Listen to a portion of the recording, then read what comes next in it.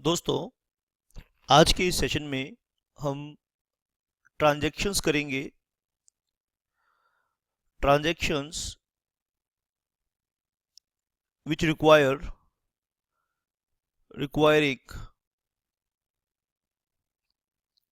RBI approval. हम ऐसी transactions करेंगे जिसके लिए आरबीआई की अप्रूवल चाहिए। ट्रांजैक्शंस रिक्वायरिंग आरबीआई अप्रूवल कुछ हम कर चुके हैं इससे पहले। नंबर 6 से क्यों स्टार्ट कर रहा हूं? क्योंकि इससे पहले कुछ कर चुके हैं। Remittance for maintenance of close relative approach. Close relative को आप मेंटेन करना चाहते हैं तो उसके लिए पैसा बाहर भेजना चाहते हैं, भेज सकते हैं आप। ठीक है, तो आपको परमिशन लेनी होगी आरबीआई की। कब लेनी होगी? ठीक है, कितना पैसा भेज रहे हो आप? जो पैसा भेज रहे हो exceeding net salary.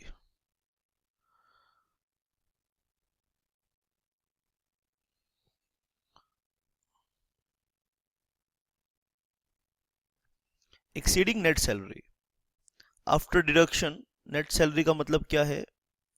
After deduction salary में से क्या चीजें डिडक्ट कर ली जाएंगी? After deduction of taxes. ठीक है, provident fund contribution. Provident fund contribution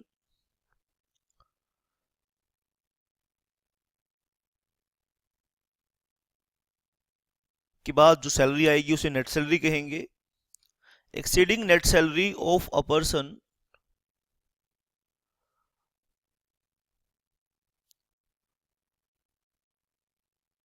who is resident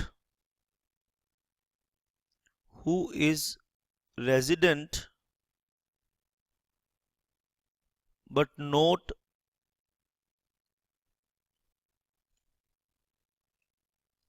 permanently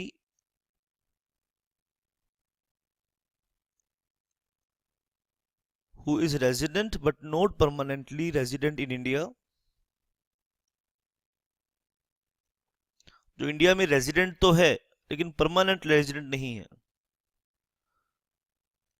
अगर वो अपनी नेट सैलरी से ज़्यादा पैसा बाहर भेजना चाहता है तो रिजर्व बैंक ऑफ इंडिया की परमिशन लेनी होगी। ठीक है,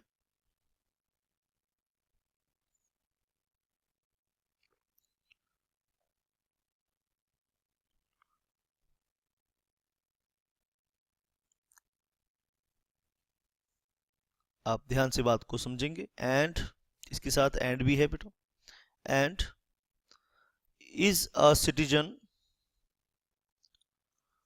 is a citizen of foreign state।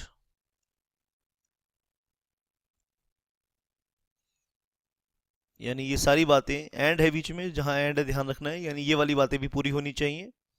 And is a citizen of foreign state other than Pakistan, other than Pakistan, और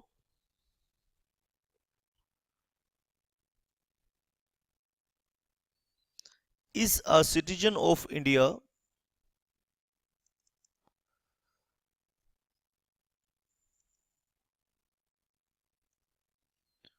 who is on who is on deputation। Deputation मतलब जिसकी नियुक्ति हुई है। डेपुटेशन मतलब नियुक्ति। टू द ऑफिस और टू द ऑफिस और ब्रांच और सब्सिडरी और joint venture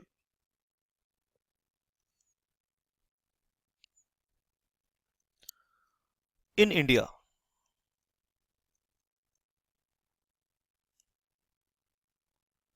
of such foreign company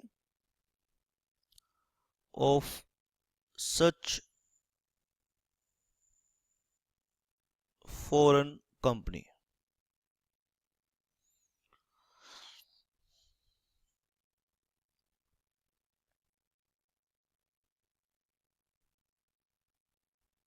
ठीक है, शाबाश। तो एक्सीडिंग नेट सैलरी ये किन के लिए है बेटा? ये इनके लिए है of a person who is resident, जो रेजिडेंट तो है but not permanently resident in India, यानी एक साल में वो रेजिडेंट की डेफिनेशन में आ गया है लेकिन परमानेंट इंडिया में रहने वाला नहीं है। Is a citizen of foreign state other than Pakistan, is a citizen of India who is on deputation. वैसे वो भारत का नागरिक है लेकिन रेजिडेंट नहीं है इंडिया में, परमानेंट रेजिडेंट नहीं है, लेकिन भारत भारत का नागरिक है लेकिन इंडिया में परमानेंट नहीं रहता। Who is on deputation, India में क्यों आया है? क्योंकि उसकी नियुक्ति हुई है। नियुक्ति क्यों हुई है? टू द ऑफिस और ब्रांच ऑफ सब्सिडरी और joint venture in India of a foreign of such foreign company. शाबाश बेटा, ये बात समझ में आई आपके? इसको आपने अच्छे से लर्न करना है। और बाकी सभी केसेस में कितना करंट अकाउंट ट्रांजैक्शन आप कर सकते हैं क्लोज रिलेटिव को मेंटेन करने के लिए?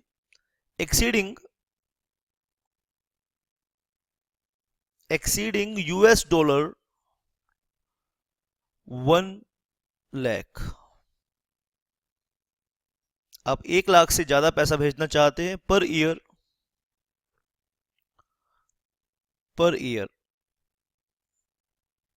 पर रिसिपिएंट, पर ईयर पर रिसिपिएंट। रिसिपिएंट मतलब लेने वाला, in all other cases,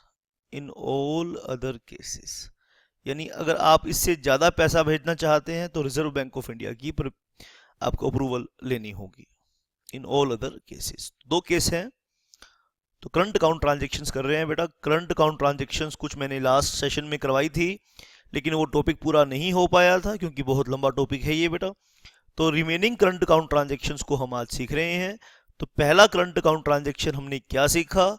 remittance for maintenance of close relative abroad.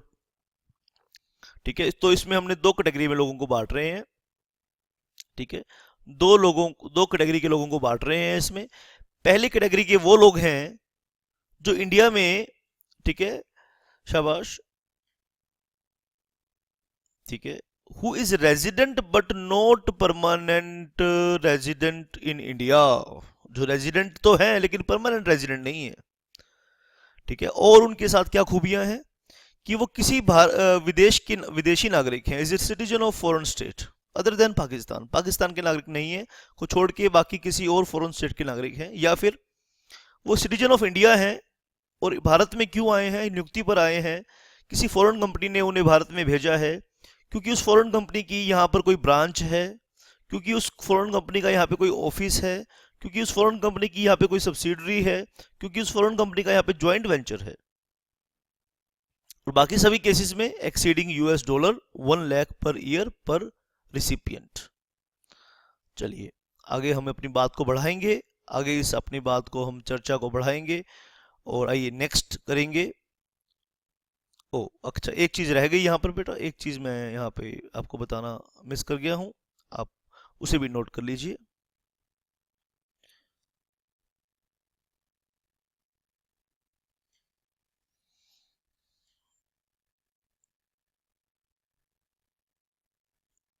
यहाँ पे मीनिंग ऑफ पर्सन रेजिडेंट, यहाँ पे आप एक नई चीज सीखी ना आपने, क्योंकि अभी तक तो आपको person resident India and resident outside India बताया हमने।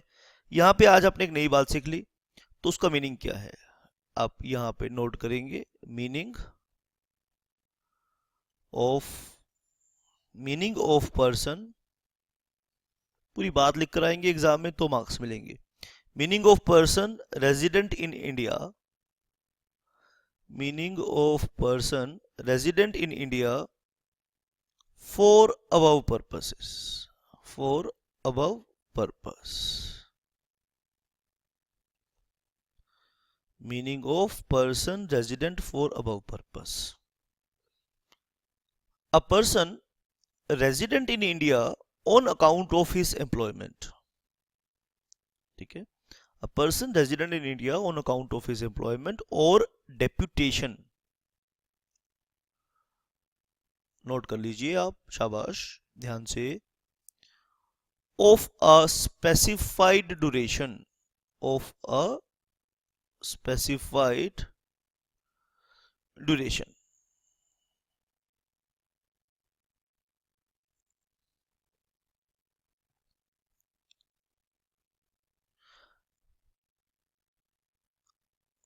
शाबाश, ध्यान से आपने बात को सुनना है.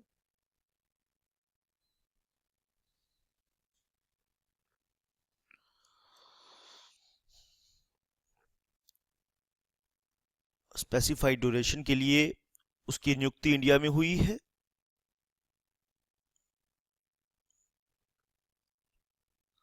और फॉर अ स्पेसिफिक जॉब, और for a specific job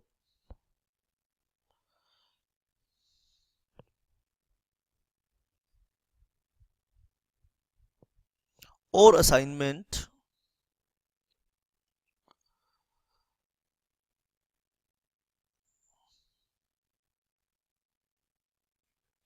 the duration of which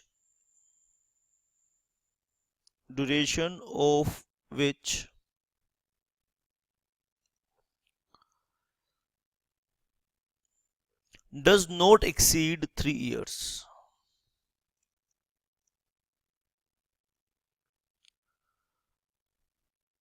Does not exceed 3 years.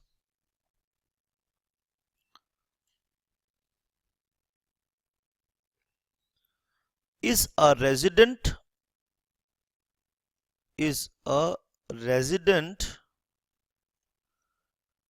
but not permanently resident, but not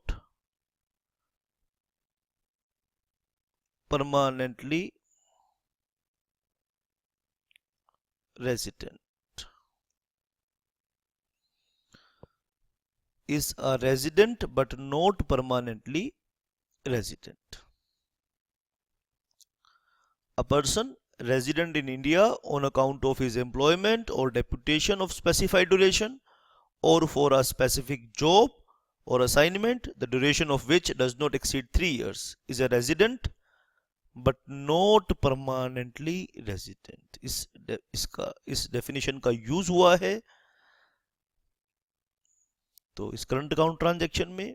आइए एक बार आप दोबारा से इसको रिवाइज करा देते हैं. Remittance for maintenance of close relative abroad. आप अपनी नेट सैलरी से ज्यादा देना चाहते हैं पैसा, ठीक है. आप कौन है? एक पर्सन है who is resident but not permanently resident in India. इस बात का क्या मतलब है वो हमने अभी सीख लिया, ठीक है. और इसके साथ आप सिटीजन ऑफ फॉरेन स्टेट हैं या फिर आप सिटीजन ऑफ इंडिया हैं, ठीक है, और इंडिया में खास मकसद के लिए आए हैं. और बाकी सभी केसेस में एक्सीडिंग $1 लाख से ज्यादा आप करना चाहते हैं तो आपको आरबीआई की अप्रूवल लेनी होगी. आइए हम नेक्स्ट करेंगे करंट अकाउंट ट्रांजैक्शन जिसके लिए आरबीआई की अप्रूवल चाहिए होती है. Release of foreign exchange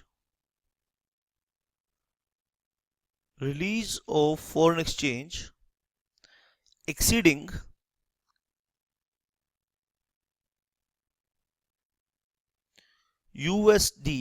US dollars 25,000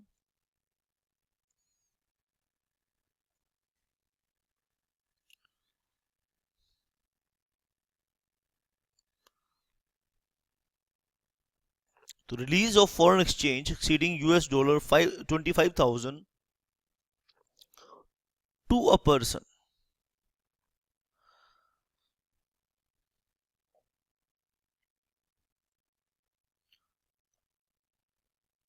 irrespective of period of stay 4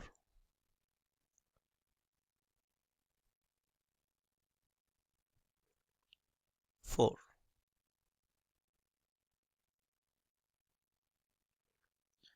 business travel, कोई अपने व्यापार के सिलसिले में ट्रैवल करना चाहता है तो उसके लिए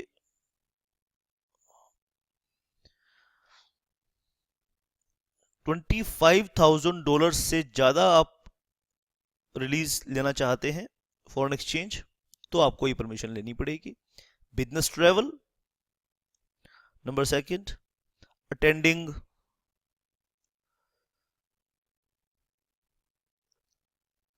attending international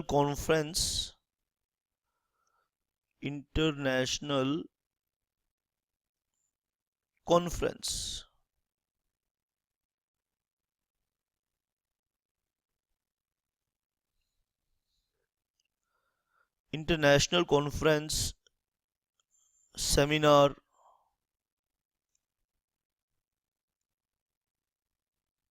study tour,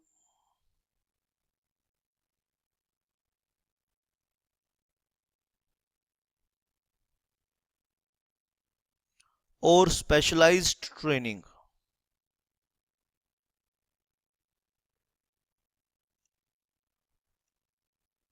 specialised training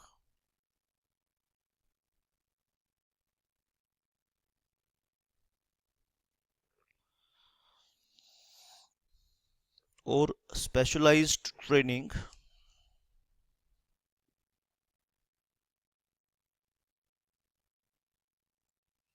apprentice training,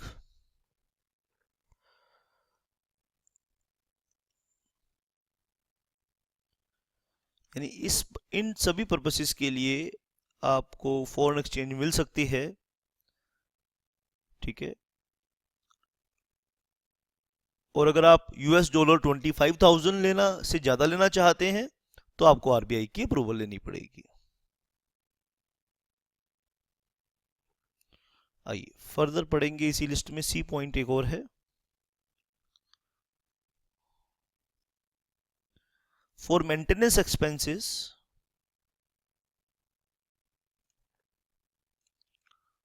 for maintenance expenses of a patient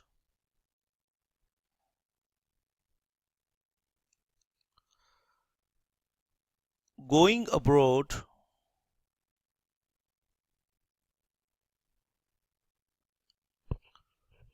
for medical treatment for medical treatment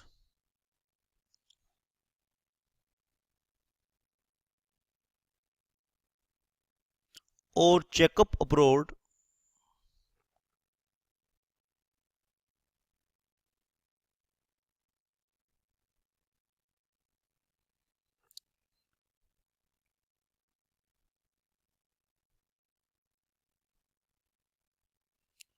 or for accompanying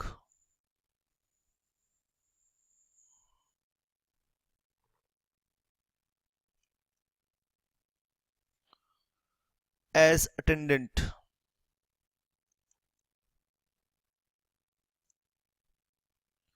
to a patient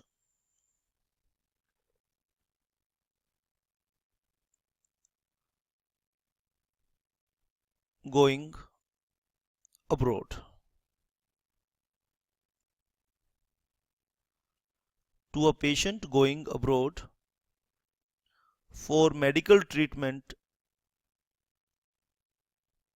for medical treatment checkup। तो आइए हम इस बात को एक बारी दोबारा से पढ़ लेते हैं इस ट्रांजैक्शन को।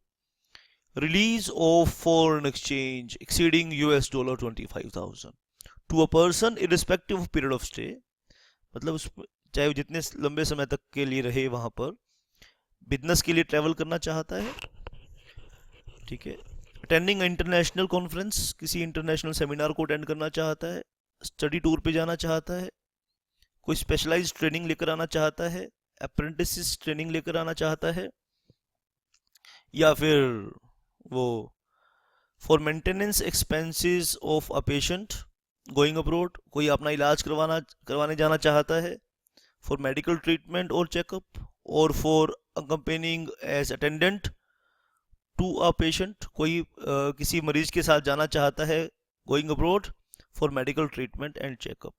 तो इसके लिए आपको $25,000 तक तो मिल सकते हैं, ऊपर भी मिल सकते हैं, लेकिन आरबीआई की अप्रूवल लेनी पड़ेगी इसके लिए।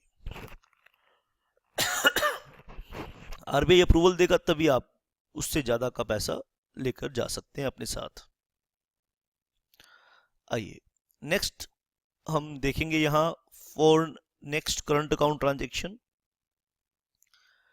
Release of exchange, release of exchange for meeting expenses, for meeting expenses, for medical treatment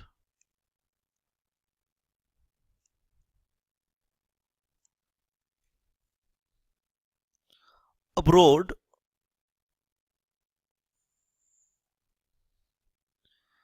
exceeding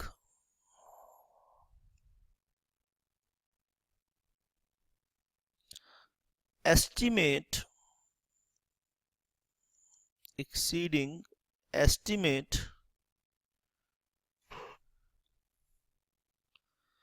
given by a doctor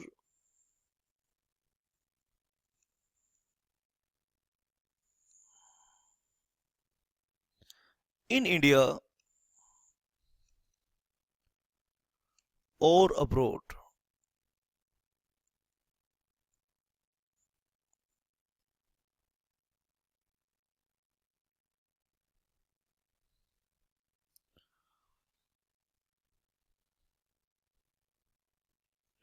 or US dollar 1 lakh, whichever is higher,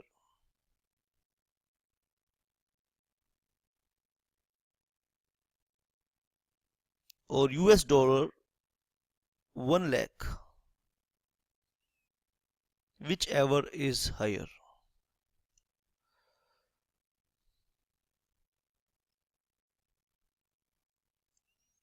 ध्यान से समझिए क्या आपने सुना यहां पर, release of exchange for meeting expenses for medical treatment abroad exceeding estimate given by a doctor, doctor ने बताया कि इतना एस्टिमेशन खर्चा आएगा इसमें।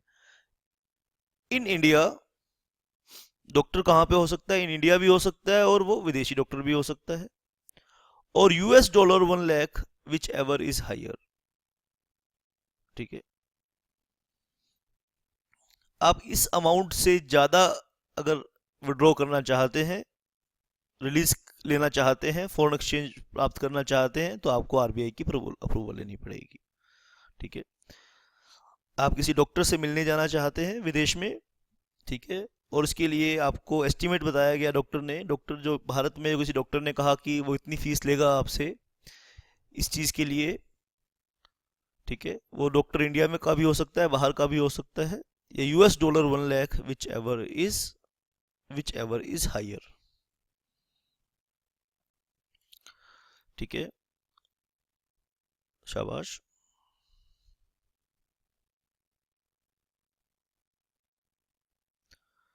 तो डॉक्टर की फीस वगैरह के लिए ये है।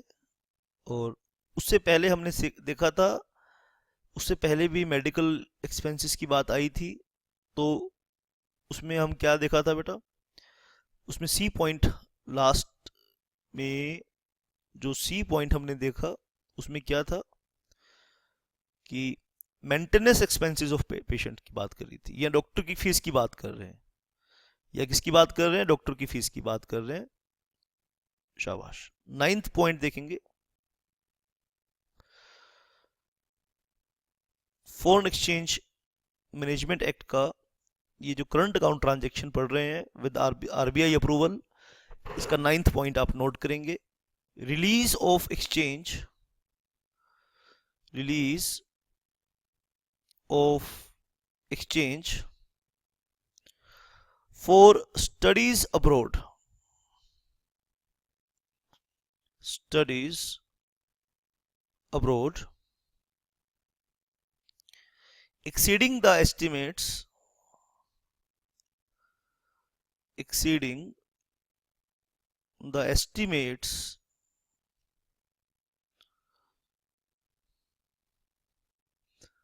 ध्यान से आप नोट करेंगे, release of exchange for studies abroad exceeding the estimates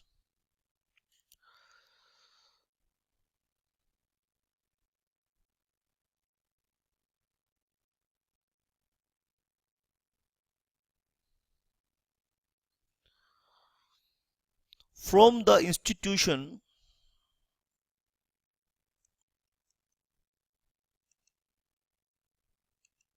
from the institution abroad और US dollar 1 lakh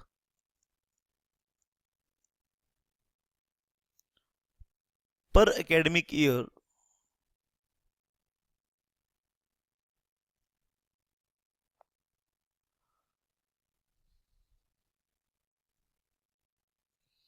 per academic year, whichever is higher, whichever is higher.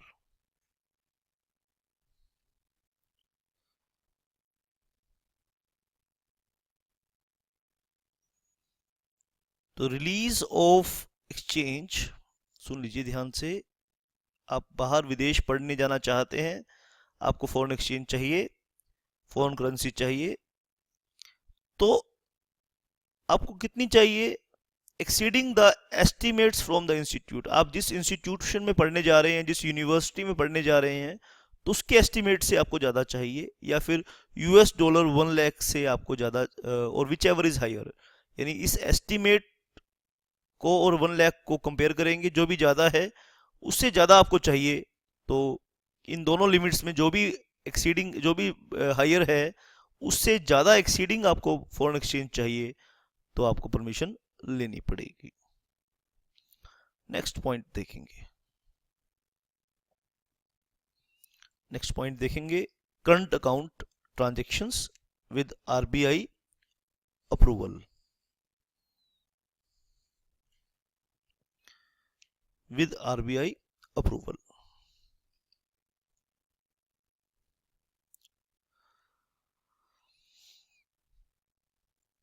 शाबाश। कमीशन टू एजेंट्स, आप कमीशन पे करना चाहते हैं, किसे कमीशन पे करना है? आपको एजेंट को पे करना है।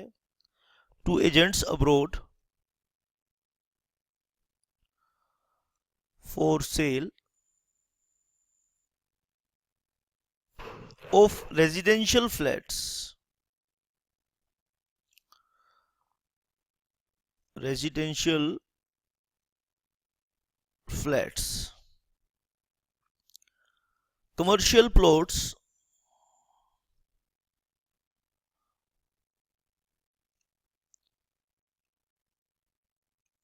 residential flats, commercial plots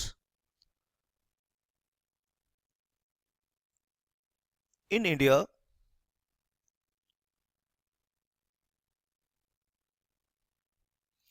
exceeding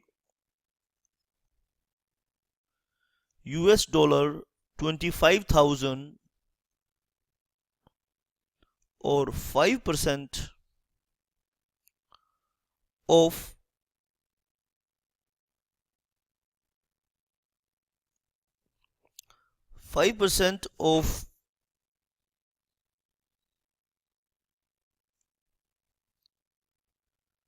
in the inward remittance.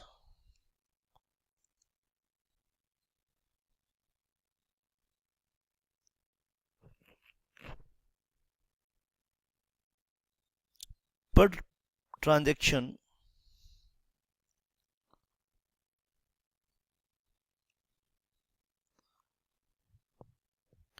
whichever is higher, whichever is higher. ये सभी लिमिट्स आपको याद करनी होंगी, एग्जाम में क्वेश्चन आ जाएगा, पर्टिकुलर केस पर एग्जाम में क्वेश्चन आ जाएगा। आइए इसे हम सीखते हैं, इस पर्टिकुलर केस को सीखते हैं।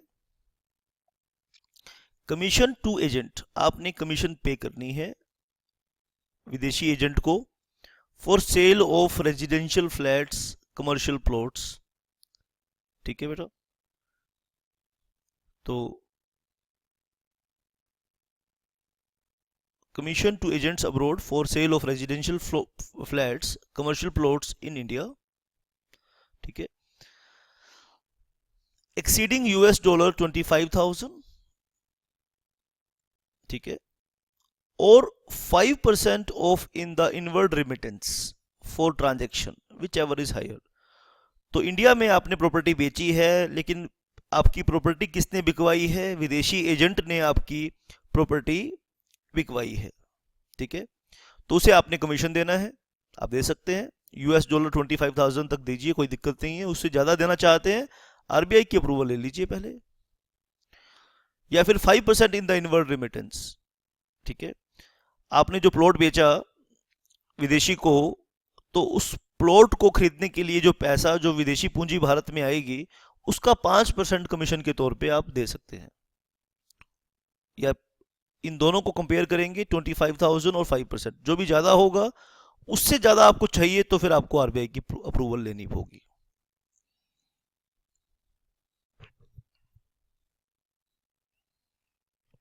चलिए नेक्स्ट करंट अकाउंट ट्रांजैक्शन करेंगे। Remittance,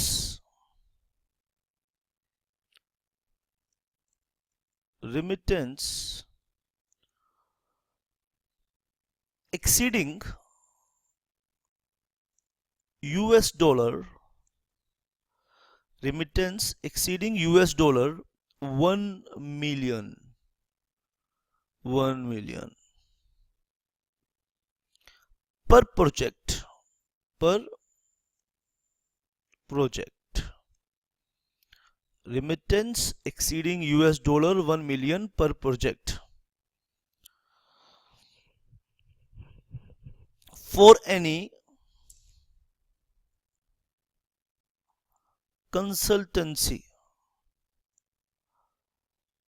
for any consultancy service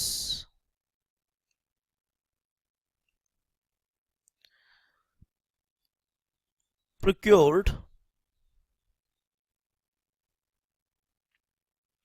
from outside India। आपने आउटसाइड इंडिया से कोई कंसल्टेंसी सर्विस प्रिक्योर की है, from outside India, you procured any consultancy service from outside India. तो उसके लिए आपको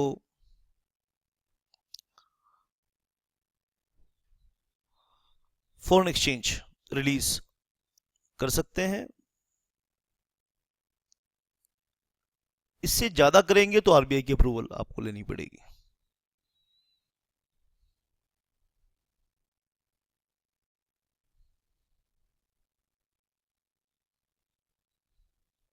आगे इसमें इसी पॉइंट में आगे हम नोट करेंगे, consultancy service, consultancy service procured from outside India, outside India, procured from outside India by Indian companies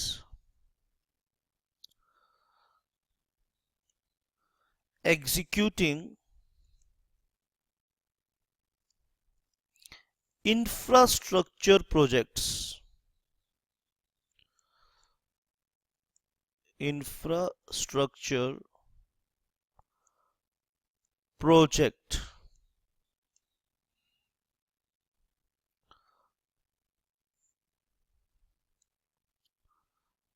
consultancy service procured from outside India by Indian companies executing infrastructure projects. The limit shall be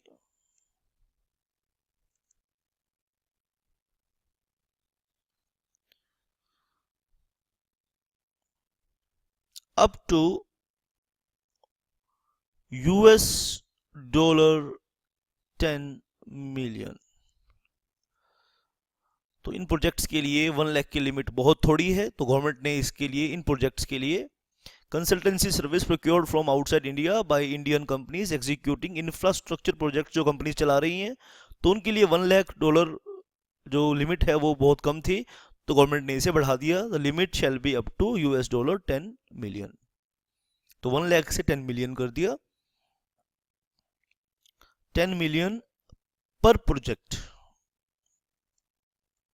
पर project.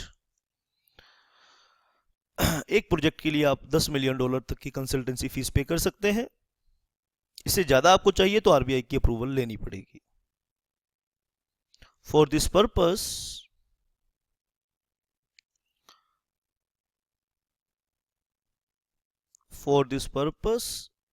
infrastructure sector, for this purpose infrastructure sector means infrastructure sector का मतलब क्या है, बहुत ध्यान से आगे आप मेरी बात को सुनेंगे. इंफ्रास्ट्रक्चर सेक्टर क्या है?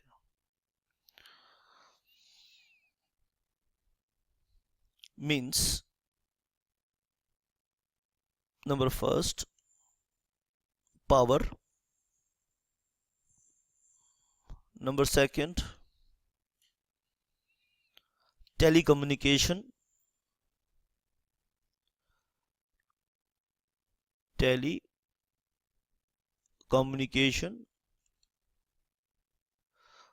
number third railways, number four roads including bridges,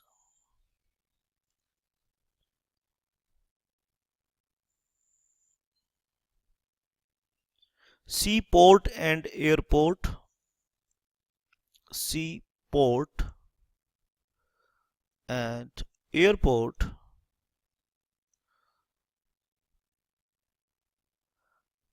industrial parks,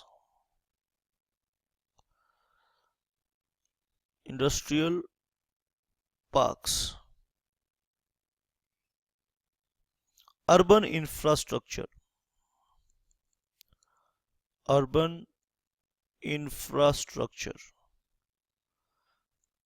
शहरों के विकास के लिए जो इंफ्रास्ट्रक्चर आप बनाते हैं, तो इसके लिए फीस है कंसल्टेंसी फीस. इन सब कामों के लिए consultancy fees US dollar 10 million तक आप दे सकते हैं. US डॉलर 10 मिलियन तक आप दे सकते हैं. बाकी केस में US डॉलर 1 मिलियन तक आप कंसल्टेंसी फीस पे कर सकते हैं without getting RBI approval.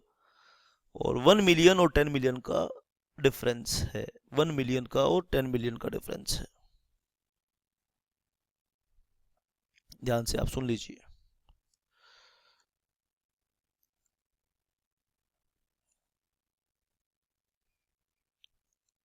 Next point इसमें हम पढ़ेंगे remittance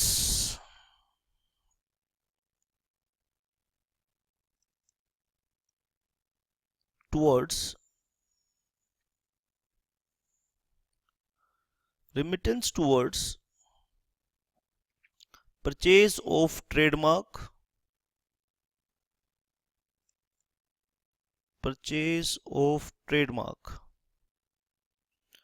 franchise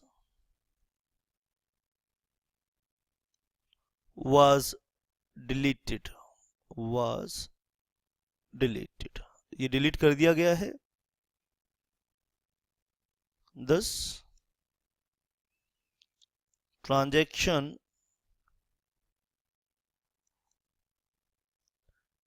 is permitted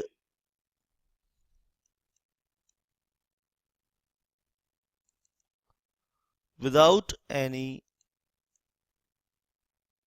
RBI approval. Without any RBI approval. इसके लिए कोई अप्रूवल लेने की रिक्वायरमेंट नहीं है. अगर आपने ट्रेडमार्क परचेज किया है या फ्रेंचाइज ली है, ठीक है, इसके लिए कोई आरबीआई की अप्रूवल अब नहीं चाहिए. और एक और हम लिखेंगे, remittance exceeding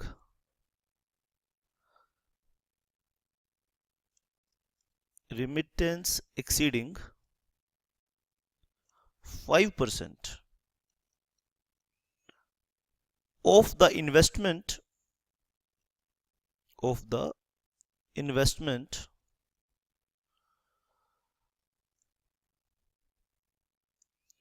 brought in India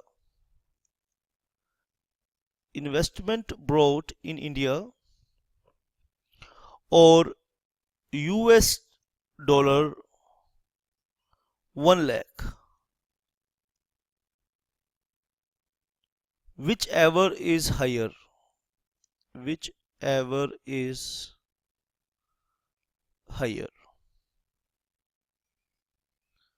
by an entity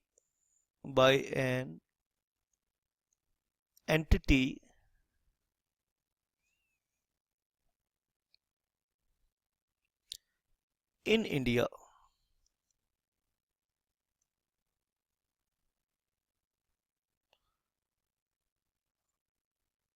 by way of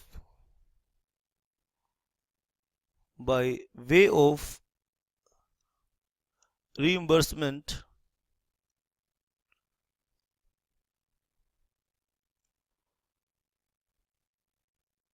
of pre-incorporation expenses.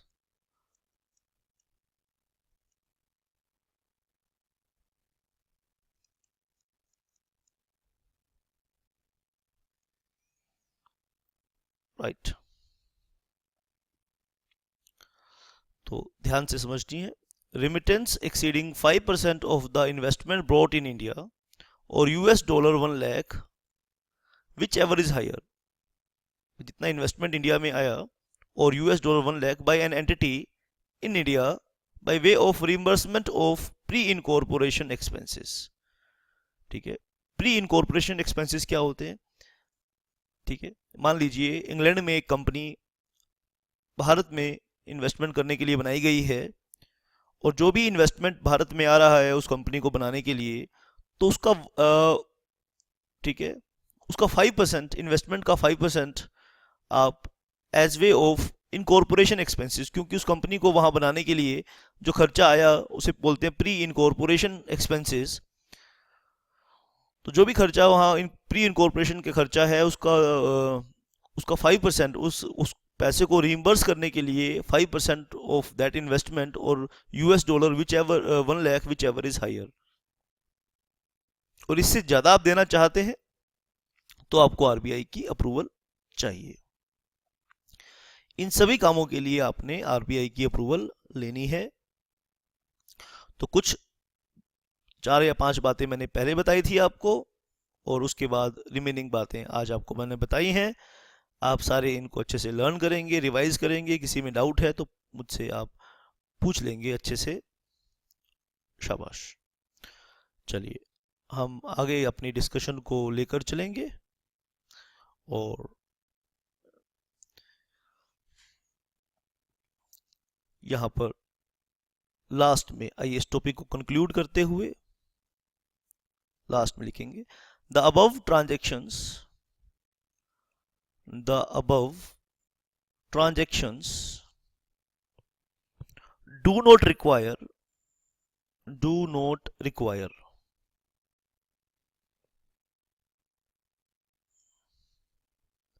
do not require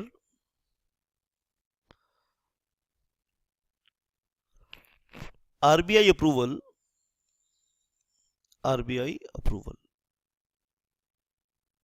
इन जितनी बातों के लिए आपने आरबीआई अप्रूवल ऊपर देखा, अपने जितनी भी तरह की ट्रांजैक्शंस देखी और वहां पर आरबीआई अप्रूवल की बात की गई, आपको आरबीआई अप्रूवल नहीं लेनी पड़ेगी.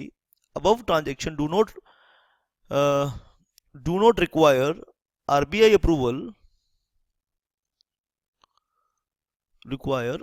Approval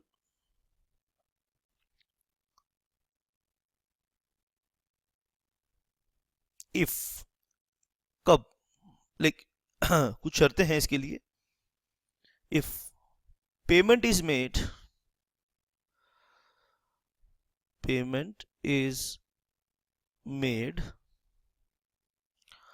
out of funds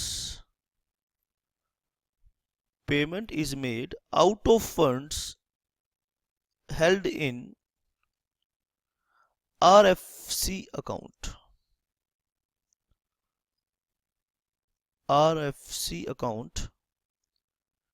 of the remitter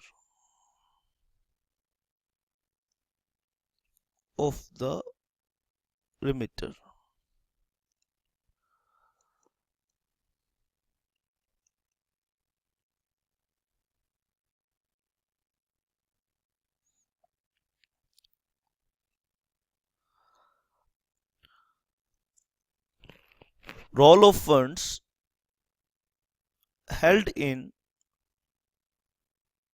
exchange earner foreign currency account EEFC. EEFC का फुल फॉर्म क्या है? Exchange earner foreign currency account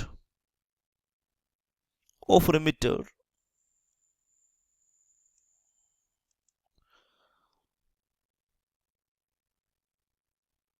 शाबाश.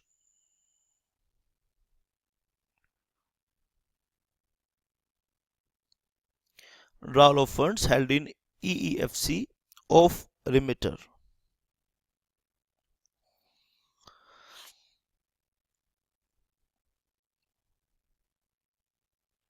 एक्सेप्ट कुछ एक्सेप्शन है, लेकिन कुछ पेमेंट नहीं हो सकती इस अकाउंट में से.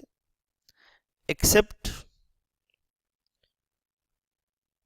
फॉर गिफ्ट, आप गिफ्ट करना चाहते हैं तो नहीं हो सकती. डोनेशन देना चाहते हैं तो आप नहीं कर सकते, आपको आरबीआई की परमिशन चाहिए ही चाहिएगी. कमीशन देना चाहते हैं, कमीशन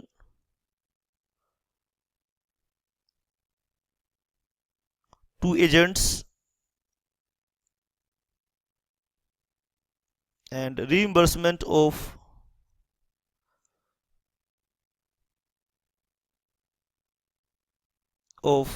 प्री इनकॉर्पोरेशन एक्सपेंसेस. ये सब बातें ऊपर हमने डिस्कस करी हैं. प्री इनकॉर्पोरेशन एक्सपेंसेस यानी इन कामों को छोड़कर आप बाकी कामों के लिए EFC exchange earner foreign currency account से पैसा विड्रॉ करना चाहते हैं तो उसको आपको आरबीआई की अप्रूवल नहीं लेनी पड़ेगी. एक और है इसमें, आइए एक शर्त और है वो भी हम लिख लेते हैं. Payment is made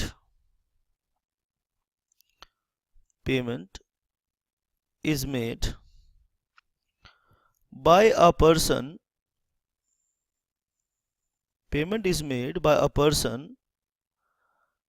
by use of an international credit card.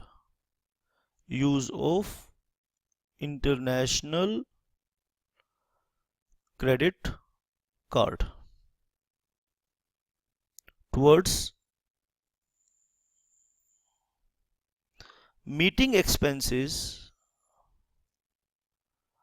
meeting expenses while such person is on a visit while such person is on a visit outside India. Outside India. Payment is made by a person by use of an international credit card towards meeting expenses while such person is on a visit outside India. यानी international credit card से ही payment कर रहा है वो person, India से बाहर है, India से बाहर विजिट पे है और इंटरनेशनल क्रेडिट कार्ड से पेमेंट कर रहा है, तो ये छूट है, उसे आरबीआई की अप्रूवल नहीं लेनी पड़ेगी। तो ये सब बातें बेटा आपने देखी। और आइए आज की क्लास के इस एंड के सेशन में एक बहुत इंपॉर्टेंट क्वेश्चन है, उसको मैं आपके साथ डिस्कस करना चाहता हूं और इसके एग्ज़ाम में आने के बहुत चांस हैं, तो आप बहुत ध्यान से इसे सुनेंगे और नोट करेंगे। गिफ्ट डोनेशंस, हम क्या करेंगे, gift and donations under current account transactions. Current account transactions. Gift and donations under current account transactions. तो ये लिमिट यहां पर हम तीन अलग अलग केसेस के अंदर डिस्कस करेंगे। इंडिविजुअल्स के लिए लिमिट क्या है, कॉर्पोरेट्स के लिए क्या है और अदर रेजिडेंट्स के लिए ये लिमिट क्या है। आइए सबसे पहले डिस्कस करेंगे इंडिविजुअल्स के लिए। Individuals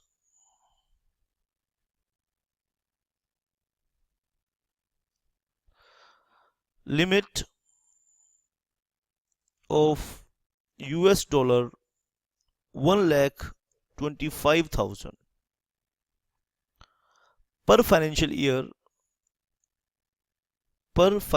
year under liberalized remittance scheme। तो एक लिबरलाइज रिमिटेंस स्कीम है, एलआरएस कहते हैं फेमा की टर्मिनोलॉजी में।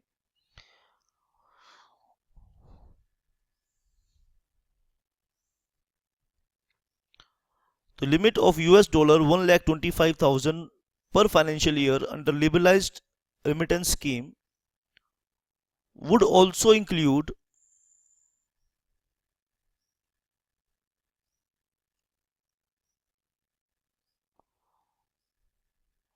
remittance towards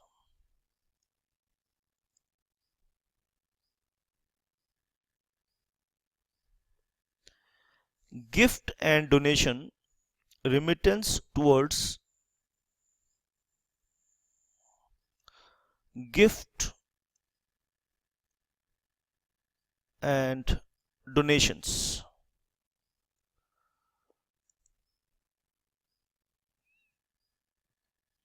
by a resident individual, by a resident individual. Limit of $1,25,000 per financial year under liberalized remittance scheme would also include remittance towards gift and donations by a resident individual.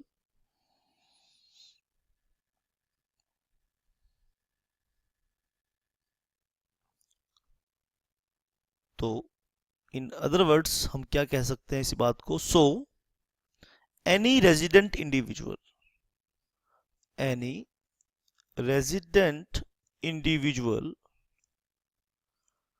कोई भी resident individual है he may so if he may so desires, if he may so desires,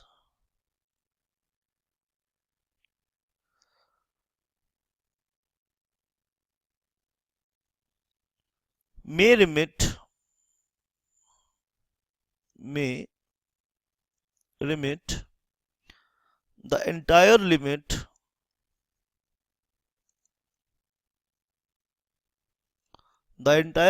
of US dollar 1,25,000 in one financial year, in one financial year, as a gift to a person residing outside India. तो आपने ये ध्यान से बात सीखनी है। Individuals के लिए, कॉरपोरेट्स के लिए और अदर रेजिडेंट्स के लिए हम बात करेंगे।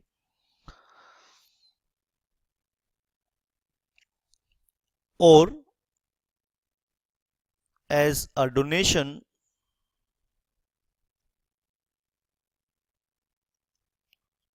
To or as a donation to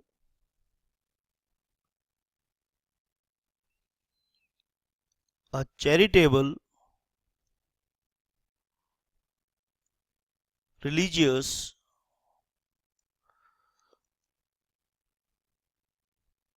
charitable, religious,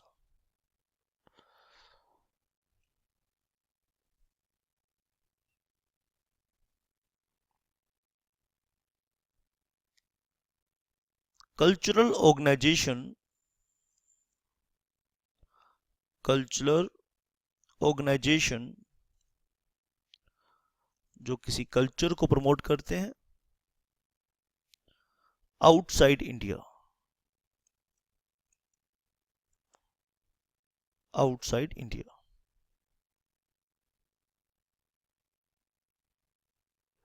remittance exceeding US dollar,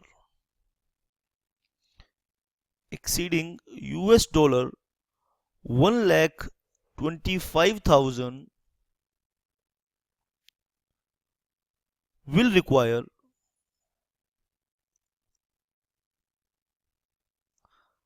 permission from RBI, will require permission from RBI। और सेकंड हम देखेंगे कॉरपोरेट्स के लिए।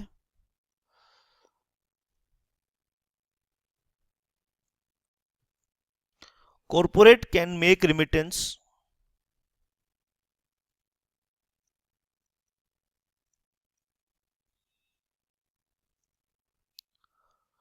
corporates can make remittance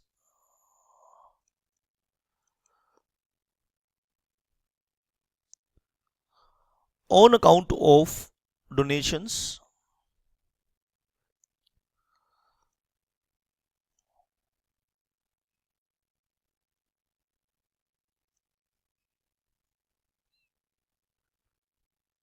for the following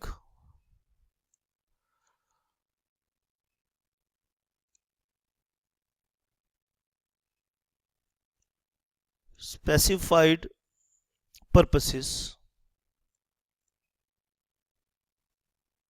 only।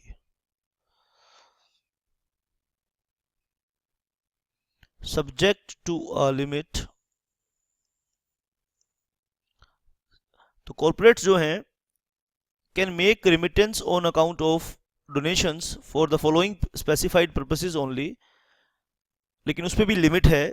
Subject to a limit of, subject to a limit of 1% of the foreign exchange, 1% of the foreign exchange earnings during the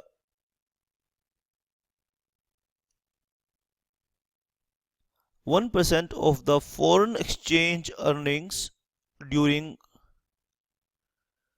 the previous 3 financial years, or US dollar 5 million,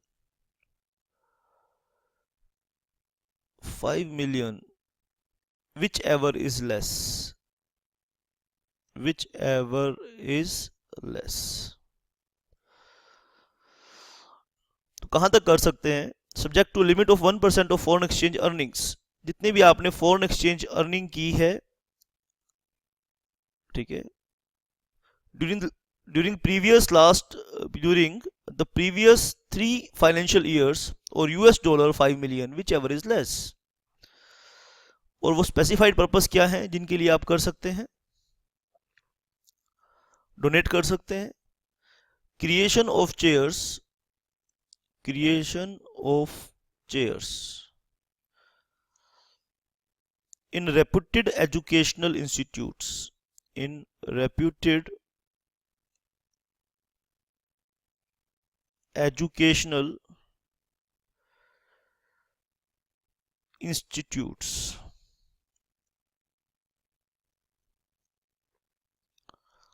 और दूसरा है donation to funds, donation to funds promoted by educational institution, promoted by educational institutes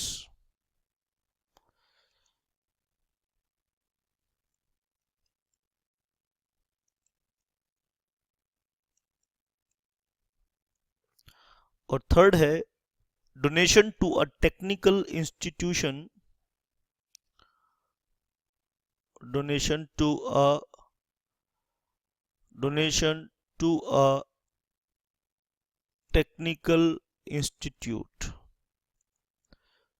तो इन कामों के लिए आप donate कर सकते हैं, ठीक है। Donation to a technical institute को आप दे सकते हैं, और बॉडी कॉरपोरेट, और body corporate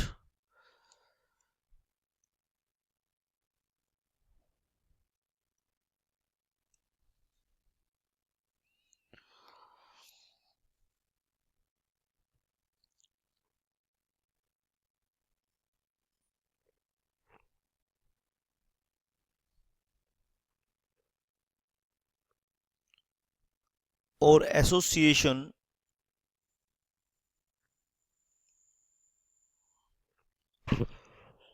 in the field of activity,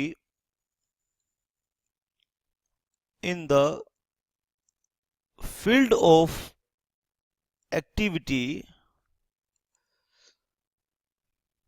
of the donor company, of the donor company, and the last is for other residents के लिए क्या लिमिट है? other residents,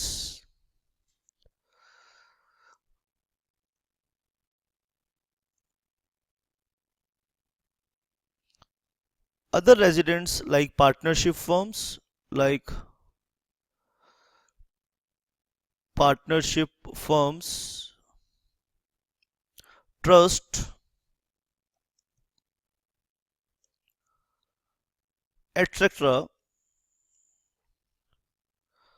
can remit up to US dollar 5,000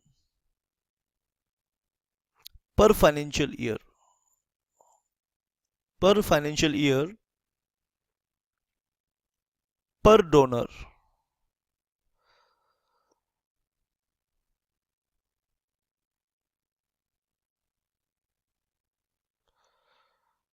रिमिटर, donor मतलब बोल लो, या रिमिटर